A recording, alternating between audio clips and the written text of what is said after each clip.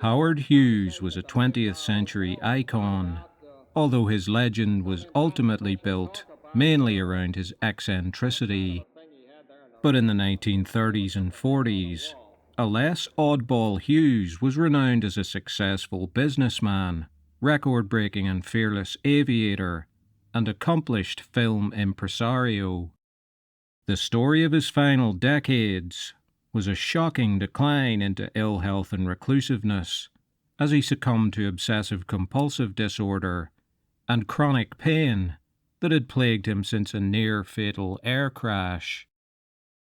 Hughes was born into vast wealth. His father, Howard Sr., had built the Hughes Tool Company into a powerhouse of industrial machinery. By the age of 19, both his parents had died, and Hughes inherited 75% of the company. He fully indulged his interests in science and technology and aviation, having had his first flying lesson at age 14. He was also a daily golfer, playing off a scratch handicap, and considered a career in professional golf, though by his mid-20s, his interest in the game had waned. Hughes' obsessive behaviour started to manifest itself in the 1940s, with his mounting involvement in Hollywood and movie making. After buying the struggling RKO Studios and firing 700 employees, he ordered investigations of those who remained, to ensure that none had any left-wing sympathies. The studio's stars were not immune from private investigations into their political leanings either.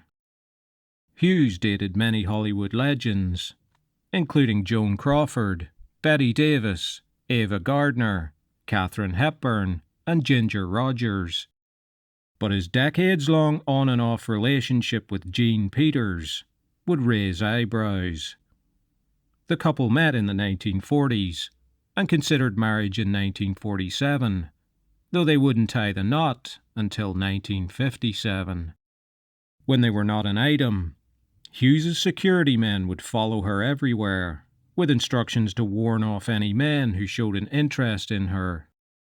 While directing the 1943 film The Outlaw, Hughes became obsessed with a small flaw in one of Jane Russell's blouses, and wrote a lengthy memo to the crew, demanding that it be fixed. Director Richard Fleischer, who worked under Hughes as executive producer on the 1951 film His Kind of Woman, wrote frustratedly of the tycoon's obsession with trivial details and the difficulty of working with him. He also noted that Hughes had wildly unpredictable mood swings.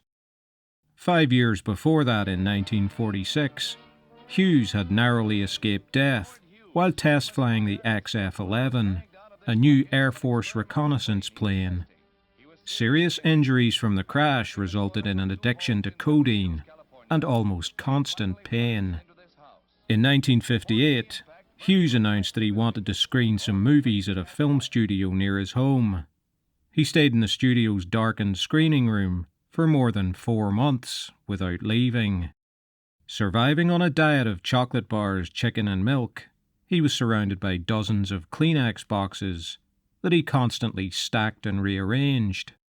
He wrote detailed memos to his aides, informing them that they could neither look at him nor speak to him unless spoken to.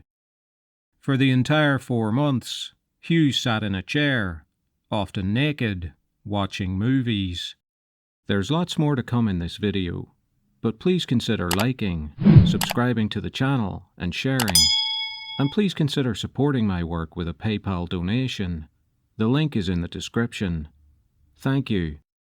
Emerging in the summer of 1958, his appearance became the image with which he would always be associated. Long hair and nails, near or fully naked, with horrendous personal hygiene. From the screening room, he moved into a bungalow at the Beverly Hills Hotel, along with his aides and his wife. He continued watching films in the nude, which is thought to be due to a condition called allodynia, a chronic pain ailment, where pain is experienced through the mere touch of anything such as clothes or the cutting of hair. By now, Hughes had also developed his famous aversion to germs. Items would have to be passed to him using a series of tissues. Rooms in which he stayed were dusted constantly, and the merest hint of dust on the clothes of one of his aides would be criticised. Curiously, though, for someone germ-obsessed, he also began to store his urine in bottles. By the 1960s, Hughes had completely withdrawn from public view, flitting between a series of hotels in the US, the Bahamas, and Canada. Settling in Las Vegas in late 1966, he avoided conflict with the owners of the Desert Inn by simply buying the hotel. The 8th floor became the center of his business operation, while the 9th was his personal penthouse. He then bought other casinos in Vegas, including the Silver Slipper, reportedly because its neon slipper sign kept him awake at night. When he finally left the Desert Inn, staff discovered that the curtains in his hotel room had never been opened. A panel of aides ran the minutiae of his business empire and catered to his every whim. On hearing that Hughes liked Baskin-Robbins' now discontinued banana nut ice cream, they secured a bulk shipment from the manufacturers of 350 litres. A few days after it arrived, Hughes casually announced that he didn't like it anymore, and the hotel was forced to give it away free to customers for a year. Jean Peters filed for divorce in 1970, having not seen Hughes in years and only speaking to him on the phone. Shortly after that, his reclusiveness presented another problem.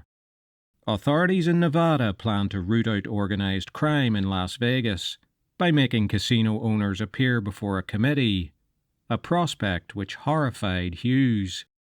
He offered to appear by phone, which was rejected.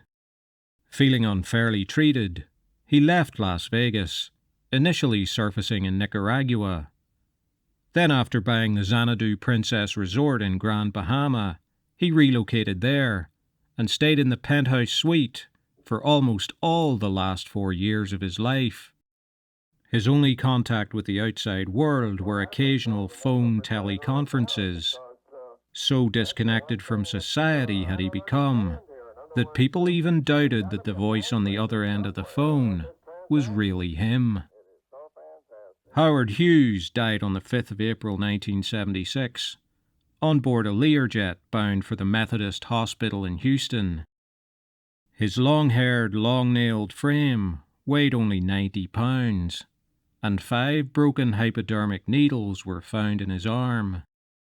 In the opinion of the coroner who performed the autopsy, one of the richest and most famous men in the world had died in a worse condition than a penniless tramp.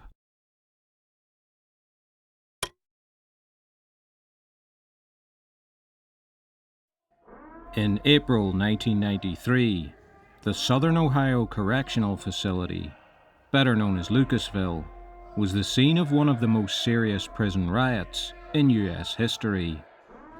Over an 11-day standoff, more than 450 inmates went on a rampage that would end with 1 corrections officer and 9 inmates dead. The riot began on Easter Sunday, the 11th of April 1993, in Cell Block L. The genesis of the trouble was a familiar one: issues of overcrowding and poor management. Added to that was an explosive grievance among Muslim prisoners, who objected to undergoing tuberculosis testing, as the process violated their beliefs concerning the consumption and handling of alcohol. As a result, an unusually united and dangerous coalition of groups came together. The Aryan Brotherhood, Gangster Disciples, and the Muslims formed a leadership council that exerted total control over the facility for the duration of the standoff. At the time, Lucasville was Ohio's only maximum security prison, so the inmates were composed of the most dangerous convicted criminals in the state, concentrated in one place. In the initial melee, 8 prison guards were taken hostage. Then came the score settling, Within hours of the riot starting, 5 inmates, who had been labelled informants, were beaten to death, their bodies placed in the prison yard. Over the next several days, 4 other inmates would be brutally murdered by the rioters. There's lots more to come in this video, but please consider liking, subscribing to the channel, and sharing. And please consider supporting my work with a PayPal donation. The link is in the description. Thank you. Lines of communication were set up between the Leadership Council and the authorities, who had gathered with police units outside. Early on, the council also demanded access to the media to publicise their grievances and demands. 2 of the Muslim leaders were allowed in the recreation yard to negotiate with 2 prison officials. Sitting across a table from each other, a microphone broadcast their conversation live to TV and radio stations across Ohio. Throughout the early part of the crisis, prisoners felt their demands weren't being taken seriously and discussed killing a prison guard to send a message. No final decision had been taken when on the 15th of April, an inmate acted on his own initiative, strangling guard Robert Vallandigham. On the same day, a police helicopter crashed near the prison, although the occupants survived. Governor George Voinovich, whose father was ironically the architect who designed the prison, called in the National Guard when it appeared that things were getting out of hand. The prison was located in a rural area, supposedly to disincentivize escape. This meant that the National Guard, at times 1,000 strong, were forced to bivouac in fields, barns, and anywhere else they could find. Following the murder of the officer, negotiations intensified. Officials agreed to review the complaints of the inmates, including the religious objections. By this time, around 350 inmates had walked out of the prison, leaving around 60 still inside. After a release of 5 hostages late in the day of the 20th of April, the remaining prisoners surrendered. When authorities and the media entered the facility, they discovered the rioters had caused more than $40 million in damage. The smell of burnt mattresses was said to have lingered in the building for years afterwards. The inmates believed that during the negotiations they had secured an amnesty, but 50 inmates faced charges, 47 of whom were convicted. 5 inmates, known as the Lucasville 5, were sentenced to death for their role in the mayhem. They have protested their innocence, but remain on death row. Following the crisis, the Ohio government spent millions of dollars to improve the state's prisons. But as hard economic times hit the US in the late 1990s and early 2000s, the state reduced much of this additional funding. The state also agreed to pay a total of $4.1 million in compensation to the families of the inmates who were murdered. The Lucasville riot illustrates again the age-old conundrum of prison systems everywhere. Where is the fine line between the ethical and humane treatment of prisoners and legitimate punishment of dangerous, unreformable psychopaths? Straying too far either side of that line costs lives.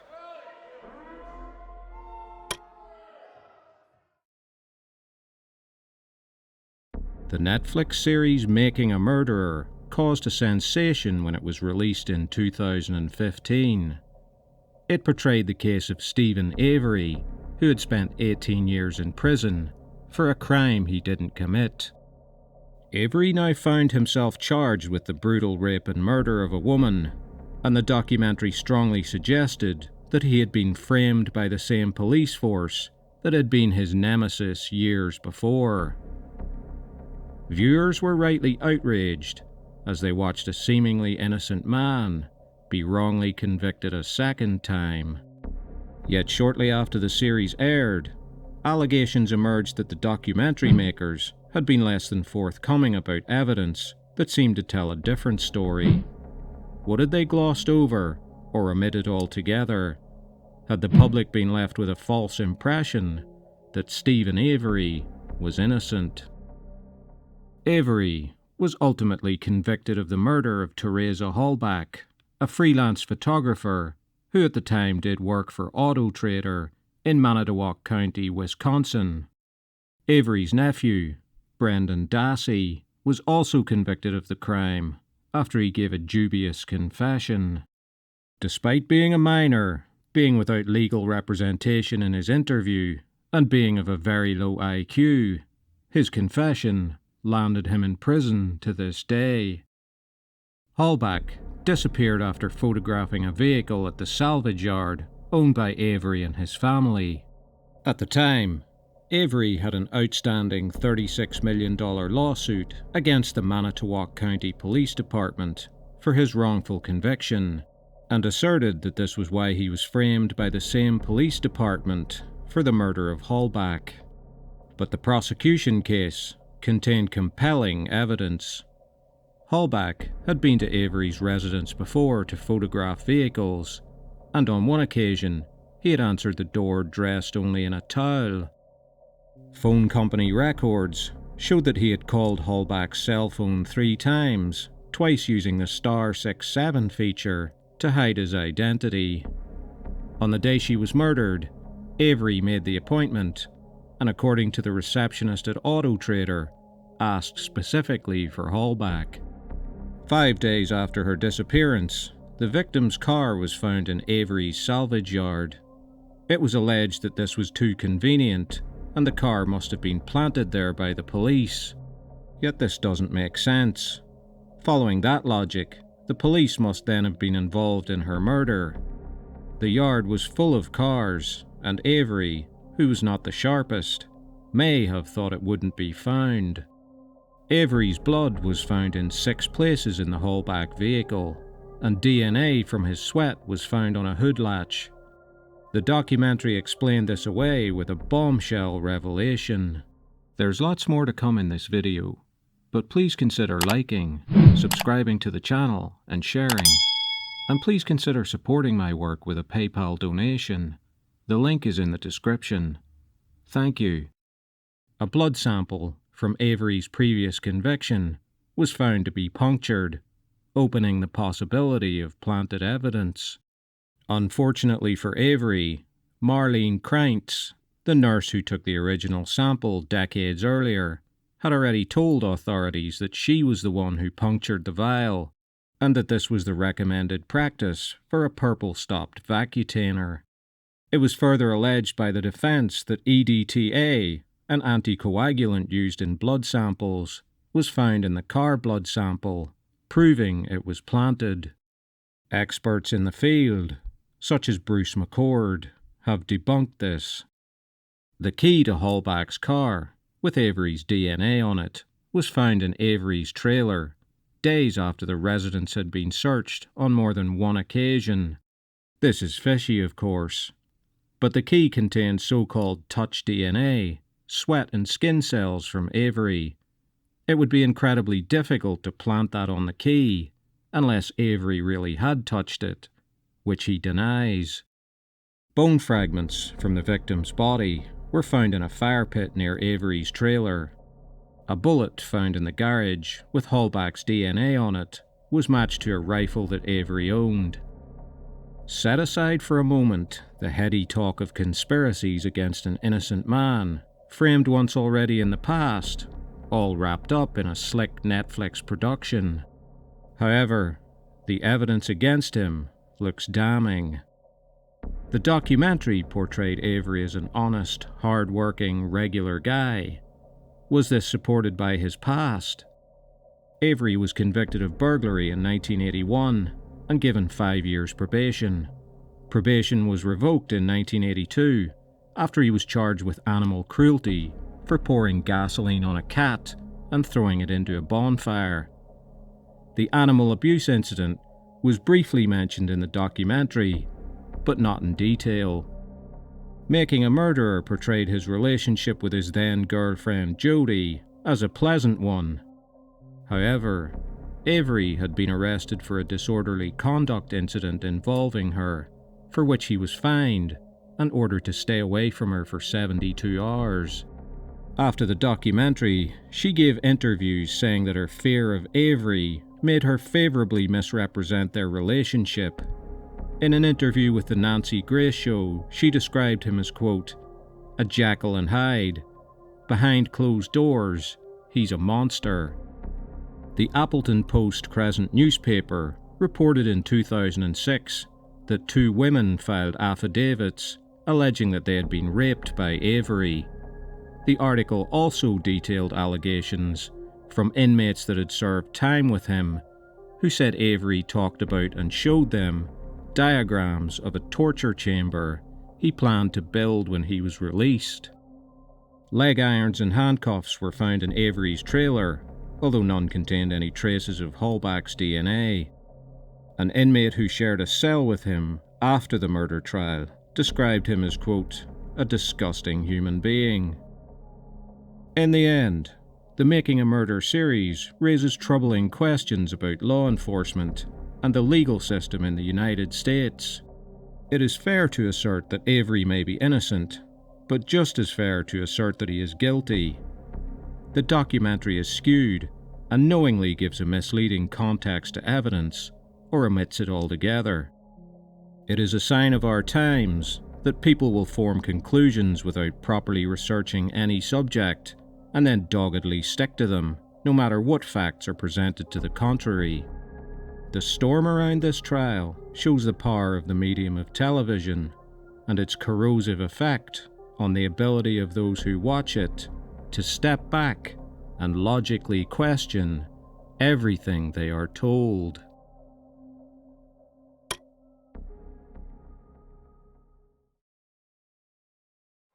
At 2 p.m. on the day before American Thanksgiving in 1971, a typical businessman, well-dressed and carrying an attaché case, walked into Portland Airport. After confirming that the plane they would be flying in was a 727, he purchased a one-way ticket to Seattle on Northwest Airlines Flight 305 under the name Dan Cooper. The media later miscommunicated it as D.B. Cooper. When 23-year-old flight attendant Florence Schaffner spoke to him shortly after takeoff, he handed her a note. Initially ignoring it, the passenger insisted she read it, and so began one of the most extraordinary and enduring mysteries of modern times. The note read, "Miss, I have a bomb in my briefcase. I want you to sit next to me." The man opened the briefcase, showing her a large battery surrounded by 6 sticks of dynamite. Schaffner went to the cockpit and informed the flight crew, who in turn informed air traffic control. The airline, once notified, called in the FBI immediately. The hijackers' demand was for $200,000, around $1.3 million today, in small bills, together with 4 parachutes, 2 front pack and 2 backpack. He also demanded that the passengers not be notified of the hijack, and that the flight proceed as normal. Drinks were served, Cooper ordering 2 bourbon and water. The airline informed the FBI in Seattle that they intended to pay the ransom. The FBI set about assisting them, including photographing and recording the serial numbers of all the bills. Cooper also insisted that the plane be immediately refueled upon landing in Seattle. No passengers were to be released until all of his demands were met. At 5:43 p.m., after circling Puget Sound for 2 hours to allow time for the ransom and parachutes to be arranged, the plane landed at Seattle, taxiing to a remote part of the airfield. The money, 10,000 $20 bills separated into piles of 100, and parachutes, were brought to the aircraft and taken aboard by a flight attendant. As it turned out, one of the parachutes was defective, although neither the FBI or the hijacker knew this at the time. This would have been particularly unfortunate if Cooper, as the FBI suspected, had used the extra parachutes to take hostages with him. In the event, the passengers, while upset at the delay to the flight and the delay in the airport, were still completely unaware of the unfolding drama aboard, having been told that flight delays were due to mechanical issues. Cooper demanded that the flight attendants pull down the shades on the aircraft windows, with good reason, since marksmen were around the aircraft, looking for a clear shot at him. After the plane was finally refueled, passengers were allowed off the plane. Cooper kept the flight crew and one flight attendant on board, then instructed the captain to fly to Mexico City at a height of 10,000 feet and at a speed of 200 miles per hour. This slow speed and low altitude would require refueling at Reno, Nevada. The pilot was taken aback at Cooper's final request. He wanted the back door of the aircraft open. The captain informed him that the aircraft would be unable to take off in that configuration. After an argument, Cooper finally agreed to take off with the door closed. Following that, the remaining flight attendant hostage was ordered to go to the cockpit and pull the curtain between the coach and first-class sections. As she turned to close the curtain, she saw what she thought was him tying something around his waist with a rope. Shortly after, there was an indication in the cockpit that the hijacker was attempting to operate the rear door. At 8:12 p.m., there was a rapid decompression in the cabin, and D.B. Cooper jumped from the aircraft over the forests of southern Washington state, never to be seen again. There's lots more to come in this video, but please consider liking, subscribing to the channel, and sharing. And please consider supporting my work with a PayPal donation. The link is in the description. Thank you. Cooper had specifically targeted a 727. Its design meant that it was the only passenger jet aircraft from which someone could safely parachute. Subsequently, all 727 were modified so that this was no longer possible. When the plane landed in Reno, the FBI scrutinized every inch of the plane, but found little with which to get a fix on their man. Latent prints were found, but could have belonged to anybody. A tie, with a tie clip, and 8 cigarette butts, presumed to be from the hijacker, were recovered. The butts were lost long before the DNA era. 2007 testing of the tie revealed a DNA profile, but this would be next to worthless due to contamination. A composite drawing, based on the memory of the flight attendants who had seen him, similarly produced no results. After analysing the flight path and tallying it with the evidence from the crew, the FBI believed Cooper had touched down somewhere in the area of Lake Merwin, not far from Mount St. Helens. A massive search was launched. Witnesses had reported seeing a large white object, possibly a parachute, floating in Lake Merwin. However, extensive searches found nothing. So did Cooper survive and escape? The terrain was inhospitable, but with fire, water, and a knife, definitely survivable for someone with outdoor experience. The FBI continued the search for 7 years without results. Then in November 1978, a hunter discovered a plastic placard from the rear stairwell of Flight 305, deep in the forest. And in 1980, on the shores of the Columbia River, 20 miles from Cooper's supposed jumping point, a family digging a fire pit found $5,880 buried, which was positively identified as coming from the ransom money. The fact that the money was waterlogged left the FBI almost convinced that Cooper had drowned or was otherwise dead in some other way, although they kept the investigation live. Others pointed out that the find still left $194,000 unaccounted for, and no body had ever been recovered. The FBI further pointed out that no money from the hijacking has ever appeared in circulation. However, US dollars are used openly in many countries around the world as a substitute for local currencies, beyond the reach of the US Treasury. Just 5 months after Cooper's flight, another hijacking extortion took place against another US airline, this time for $500,000. The skyjacker's name was Richard McCoy, a former Green Berets helicopter pilot and avid skydiver. This time, the skyjacker was caught and sentenced to 45 years. However, he escaped and was killed in a shootout with the FBI. McCoy bore a striking resemblance to the composite sketch of Cooper, but Florence Schaffner, who got the best look at Cooper, was unconvinced that McCoy was the man. The FBI weren't much interested in McCoy for the Cooper case either, citing evidence that suggested he was in Las Vegas that day. Later analysis of the flight path suggested that the original calculation of the drop area had been mistaken and was actually closer to the Washougal River. Later searches there by private individuals uncovered nothing. The investigation finally closed after 45 years in 2016. Local field offices will continue to respond to any new leads. Officially, the FBI maintain that it is overwhelmingly likely that Cooper died during or soon after his jump. Others contend that the FBI would say that, since they got absolutely nowhere in their investigation.